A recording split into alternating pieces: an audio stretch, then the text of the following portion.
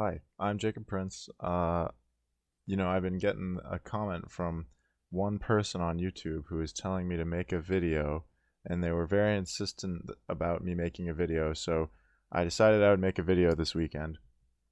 And I just kind of made it, about a bunch of different things. For one, I kind of just gave a tour, a B footage tour of my messy room here, messy desk. And I kind of looked at some of the cool little curios I like to look at. And then I've been trying to learn how to play a folk song that I heard from Doc Watson called Georgie. So I put a practice clip of that, and that's the next thing. And then after that, I kind of went into the city just to pick up some. Oh, well, no. So I read a book. There's a book I read. I read this. I'm reading Magic Mountain, and I read a section from it recently, and so I share that. And then I go into the city and just film a bunch of stuff in Central Park, and also a train that I take on the way back out. A Chinese woman was playing a traditional instrument in the park, and so I included a bunch of classical Chinese and Japanese haikus. At the very end, there's a cool jazz saxophonist playing as I get on the train. But that's all. Thanks for stopping by.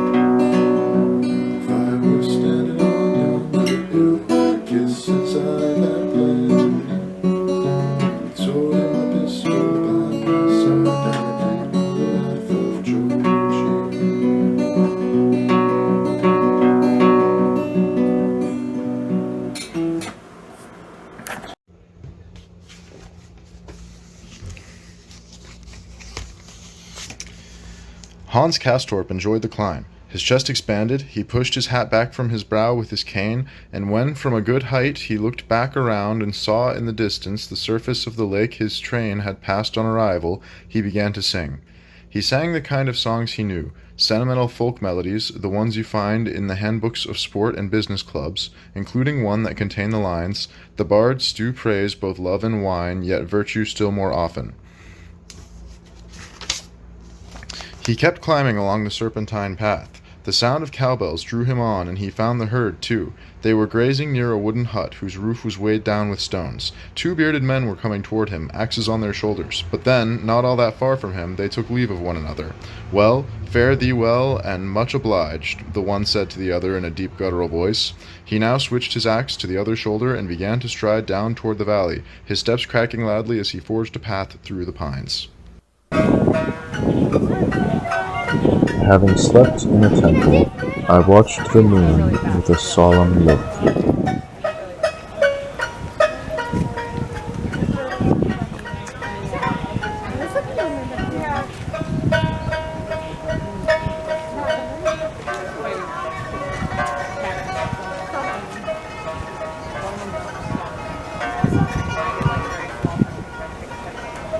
Regardless of weather, the moon shines the same. It is the drifting clouds that make it seem different on different nights.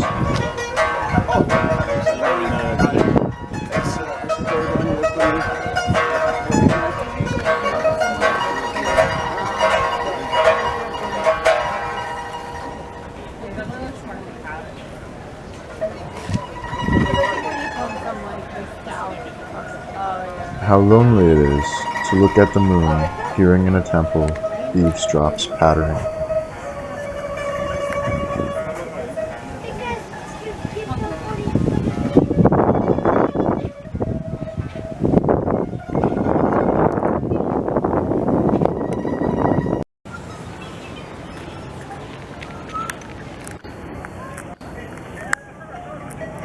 Priests are walking in high clogs among the rain that falls on cherry blossoms.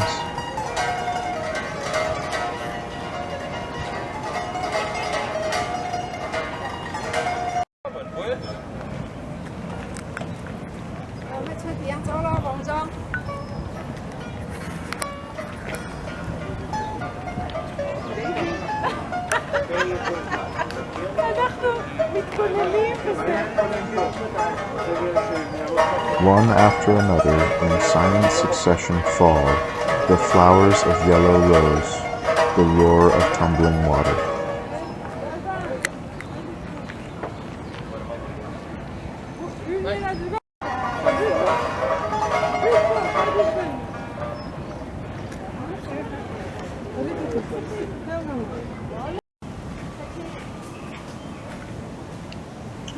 Fresh is the pond whose waters ban the summer's heat. In the wind that sways the towering pines, the voice of autumn always speaks.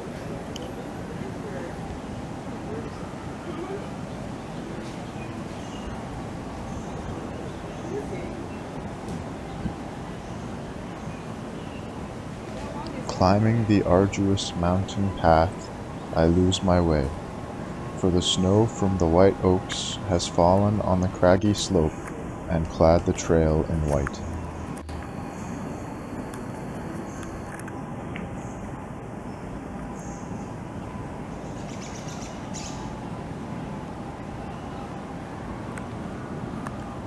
Suddenly we hear the lute's voice on the water, at the plucking of its strings. The host forgets to go, and the guest too lingers on. We search the darkness, wondering who the player is. The music stops, but the player will not speak her name.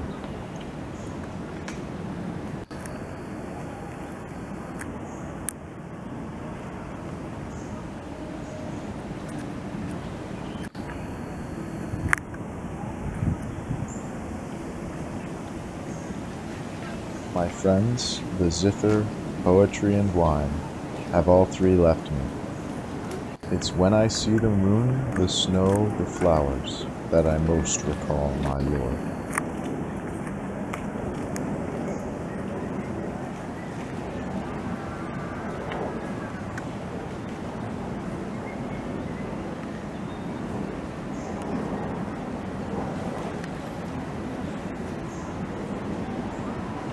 The evening now is dark. The path has disappeared from sight as I go towards my native town. Yet I ride without a care. My horse has come this way before.